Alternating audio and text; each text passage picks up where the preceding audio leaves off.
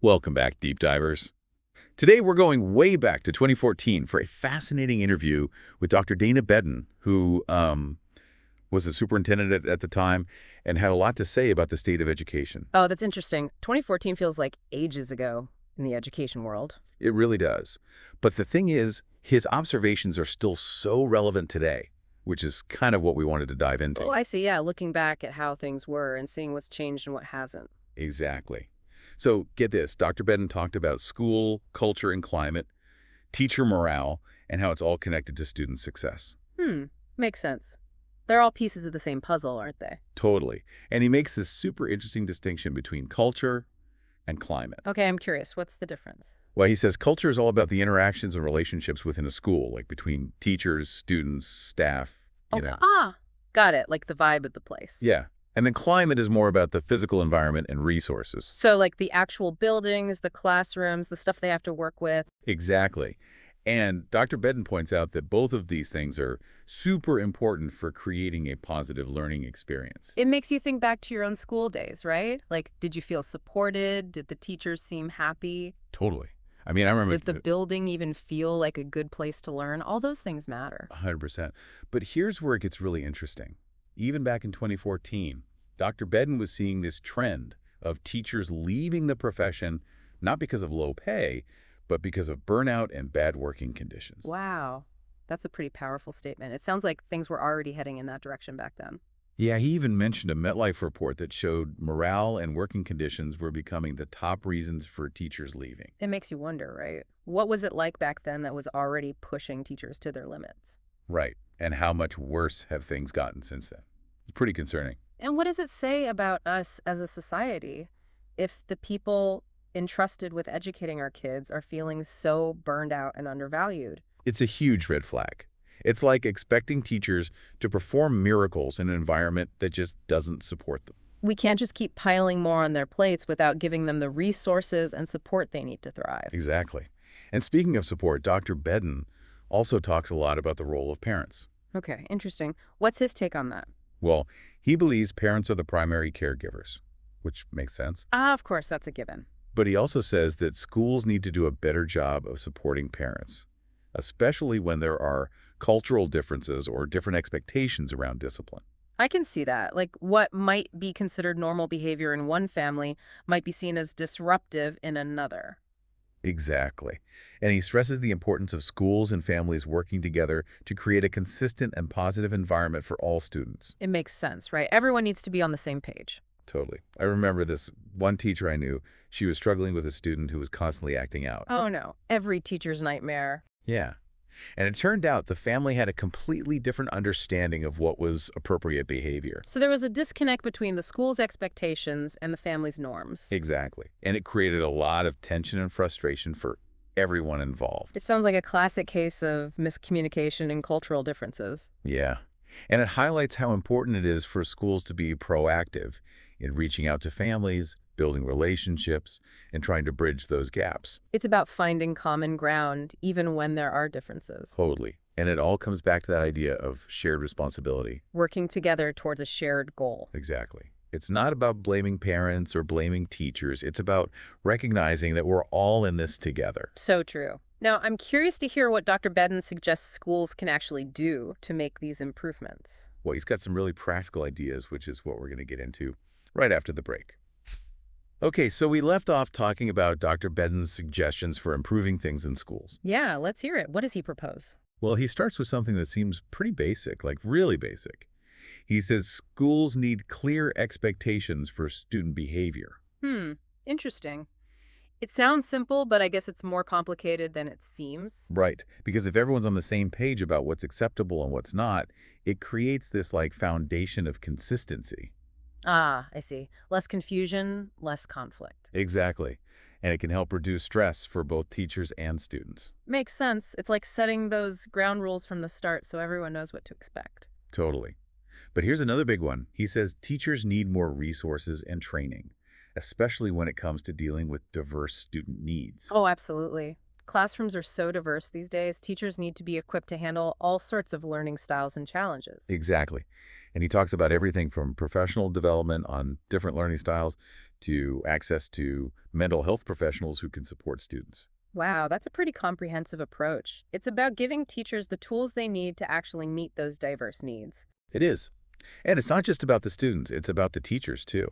He talks about how important it is for schools to provide teachers with opportunities for professional growth and development, to keep them engaged and excited about their work. Oh, totally.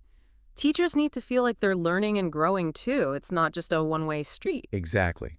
It's about investing in teachers and creating a culture where they feel valued and supported. Because a happy teacher is a more effective teacher, right? Right.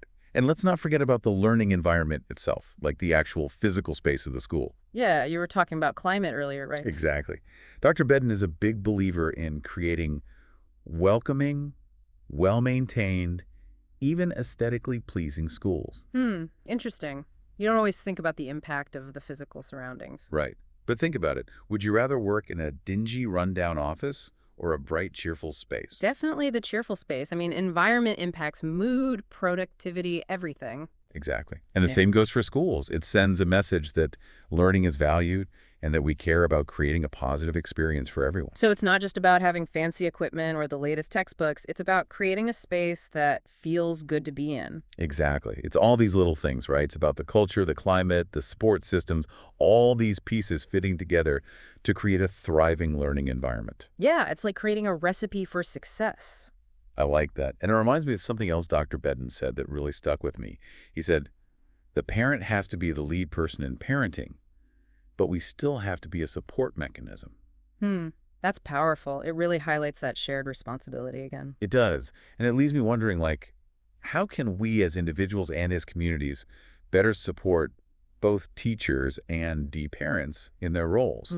It's a big question, but it feels like the key to unlocking some of these challenges we've been talking about. It is a big question, Yeah. but I think just asking it is a good first step, right? It starts that conversation and gets people thinking about solutions. Totally. So deep divers, we're going to leave you with that thought for now. Definitely something to ponder. But stick around because we'll be back to wrap up this deep dive and explore some potential solutions in our final segment. It's pretty wild to think that after almost 10 years, so much of what Dr. Bedden was saying back then is still relevant to what's happening in schools today. Yeah, it's kind of amazing how these issues just keep coming up again and again, like we haven't figured out a way to really solve them. Totally. So before we wrap things up, I wanted to ask, what stood out to you the most from Dr. Bedden's perspective? Like, what really resonated with you? I think for me, it's that idea of shared responsibility. He didn't just point the finger at teachers or parents or administrators. He was like, we're all in this together. It's like that saying, it takes a village, right? Exactly. And I think sometimes we forget that. Like we get so caught up in our own roles that we lose sight of the bigger picture. And it creates this divide, right? Like parents versus teachers instead of parents and teachers working together. Yeah, exactly. We need to remember that we all want the same thing. We all want these kids to succeed and to be happy and healthy. But that means we have to be willing to communicate with each other, to listen to each other, even when we disagree. 100%. It's about finding that common ground and working together to create a positive and supportive environment for everyone. And it's not always easy, right? I mean, there's so many pressures and challenges that schools are facing these days. Oh, yeah, for sure. Think about all the stuff that's happening outside of school, like social media and the 24/7 news cycle and the pressure on kids to achieve. It all spills over into the classroom. And then you've got teachers who are already stretched thin being asked to deal with all of that on top of everything else. It's like we're expecting them to be superheroes, and at some point, something's got to give. Right. We can't just keep piling more and more onto their plates without giving them the support and resources they need. And it's not just about teachers. It's about creating a society that values education and invests in the well-being of children. So true. It's about addressing those bigger systemic issues like poverty and inequality and mental health. Because those things have a direct impact on what happens in schools. We can't ignore them. So where do we even begin? Like, it feels so overwhelming sometimes. It can definitely feel that way, but I think the key is to start small. Like, don't try to solve everything at once. Just focus on what you can do in your own community.